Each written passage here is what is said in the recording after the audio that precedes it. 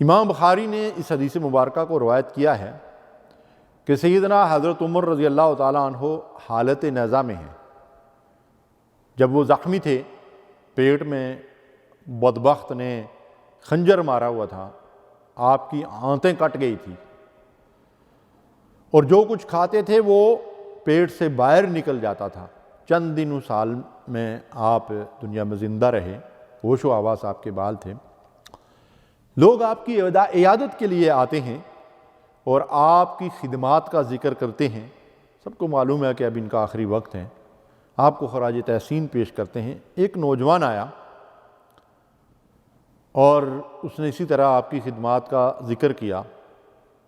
آپ نے حالت نیزہ میں دیکھا کہ اس کا تہہ بند جو ہے یا پاجامہ جو ہے جو اس نے پہنا ہوا ہے وہ ٹخنوں سے نیچے ہے۔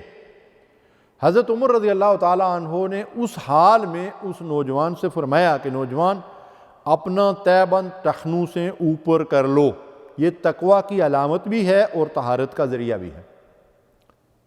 حضرت عمر رضی اللہ تعالیٰ عنہ نے اس وقت جس بات کی طرف اس نوجوان کی توجہ دلائی، یہ ہمارے لیے کیا اتنی اہم ہے یہ بات؟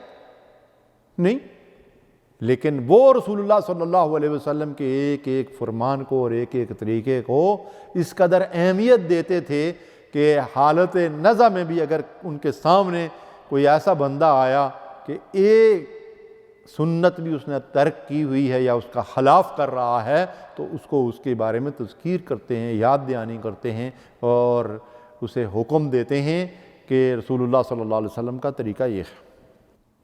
اعوذ باللہ من الشیطان الرجیم وما آتاکم الرسول فخذوہ، جو کچھ رسول نے تمہیں دیا اسے مضبوطی سے پکڑ لو۔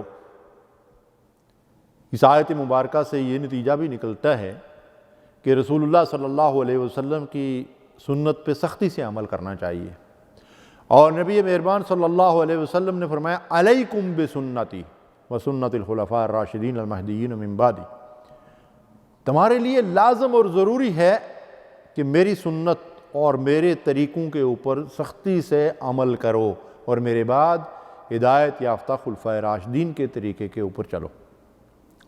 تو ناظرین کرام، سنت پر عمل کی اہمیت کیا ہے اور صحابہ کرام سنت پر کیسے عمل کرتے تھے، چند مثالیں آپ کے سامنے رکھنا چاہتا ہوں۔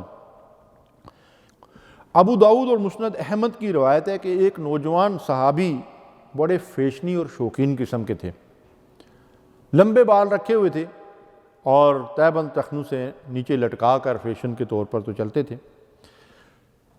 صحابہ کرام نے، اور تھے بڑے اچھے آدمی تھے، صحابہ کرام نے ان کا ذکر خیر کیا تو نبی صلی اللہ علیہ وسلم نے فرمایا، ان کی غیر موجودگی میں فرمایا کہ بڑا اچھا آدمی ہے، لیکن اگر وہ اپنے بال چھوٹے کر لے اور اپنا تہہ بند جو ہے اسے ٹخنوں سے اوپر کر لے تو وہ تو بڑا ہی اچھا آدمی ہے، کمال کا آدمی ہے، لیکن یہ دو کمزوریاں ہیں اس کے اندر جن کا رسول اللہ صلی اللہ علیہ وسلم نے ذکر فرمایا۔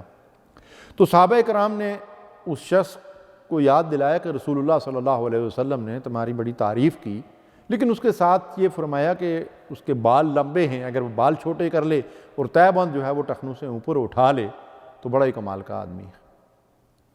اس شخص نے اپنے بال کانوں کی لو کے نیچے جو تھے وہ کاٹ دیے اور اپنا تہہ بند آدھی پنڈری تک کر دیا اور مرتے دم تک وہ اس سنت کے اوپر قائم رہے۔ اللہ اکبر، یہ تھے صحابہ کرام۔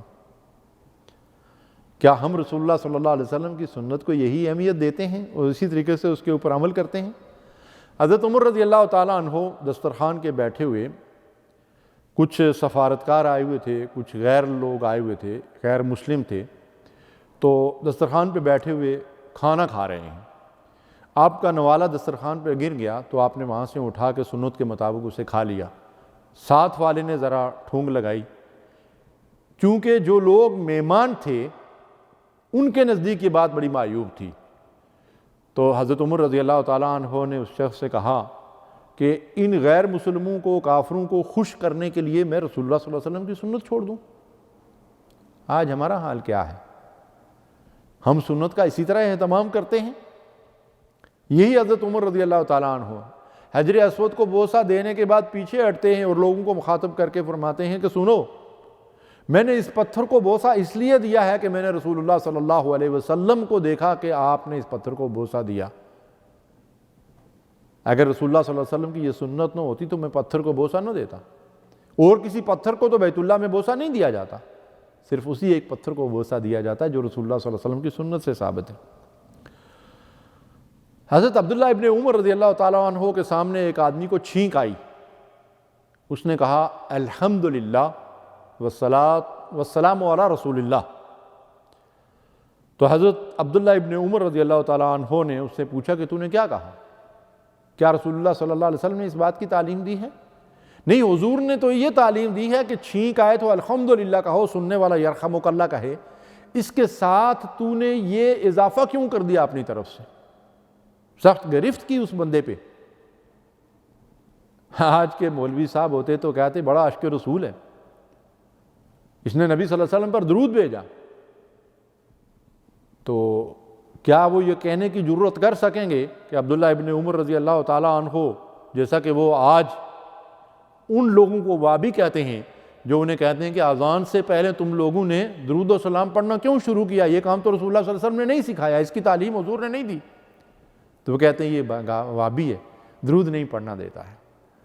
تو ہو سکتا ہے کہ یہ عبداللہ ابن عمر پہ بھی وابی ہونے کا جو ہے وہ الزام عائد کر دیں، نعوذ باللہ من ذالک۔ تو صحابہ اس طریقے سے سنت کا اہتمام کرتے تھے۔ صلح حدیبیہ کے موقع پہ حضرت عثمان رضی اللہ تعالیٰ عنہ کو رسول اللہ صلی اللہ علیہ وسلم نے سفیر بنا کر بھیجا مشرکین کے سربراہوں سے بات کرنے کے لیے۔ رات کو آپ اپنے چچا زاد بھائی کے گھر ٹھہرے، اور صبح جب ان سے ملاقات کے لیے جانے لگے تو سنت کے مطابق آپ کا تہہ بند یا جو پاجامہ تھا وہ نصف پنڈلی تک تھا۔ اچھا، عرب جو ہے وہ اسے بڑا معیوب سمجھتے تھے، جاہل عرب اسلام سے قبل۔ تو جن لوگوں کے پاس وہ جا رہے تھے وہ مشرکین مکہ کے سربراہ تھے، بڑے لوگ تھے، تو ان کے بھائی نے ان کو مشورہ دیا کہ یہ لوگ اس طرح کے لباس کو معیوب سمجھتے ہیں، تو آپ ذرا اپنا تہہ بند نیچے کر لیں۔ تو حضرت عثمان رضی اللہ تعالیٰ عنہ نے فرمایا کہ میں ان مشرکوں کو خوش کرنے کے لیے رسول اللہ صلی اللہ علیہ وسلم کی سنت ترک کر دوں، کیا مشورہ مجھے دیتے ہو؟ اللہ اکبر۔ یہ تھے صحابہ کرام۔ ناظرین محترم، آج ہمارا حال کیا ہے؟ کل ہی کی بات ہے کہ میرے ایک دوست نے مجھے فون کر کے بتایا کہ ان کی والدہ وفات پا گئیں، اور والدہ کے مرنے کے بعد انہوں نے کوئی ختم، درود اور کوئی فاتحہ خوانی اور کوئی قرآن خوانی نہیں کروائی، اور اتفاق ایسا ہوا کہ تقریباً 40 دن کے اندر اندر ان کے قریبی عزیزوں میں 4 فوتگیاں اور ہو گئی۔ اللہ کی حکمتیں ہیں، ان کی ایک چچی وفات پا گئیں، ان کی ایک خالہ وفات پا گئیں، ان کے 2 ماموں وفات پا گئے۔ تو لوگوں نے ان کا ناطقہ بند کیا ہوا ہے، ان کو سخت پریشان کیا ہوا ہے۔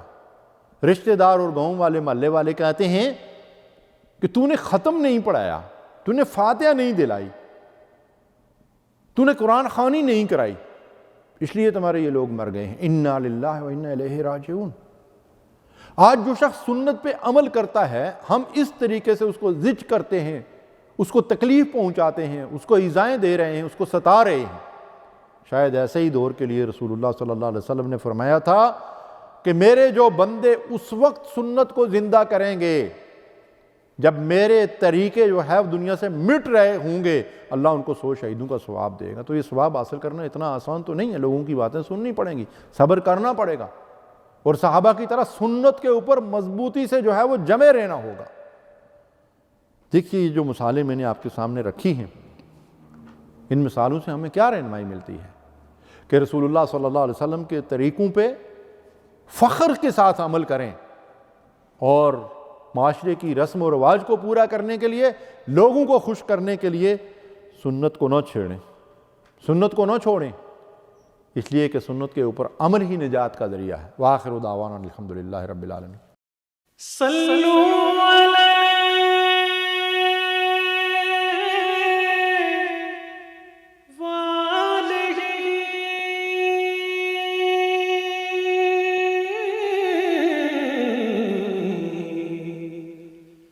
صلو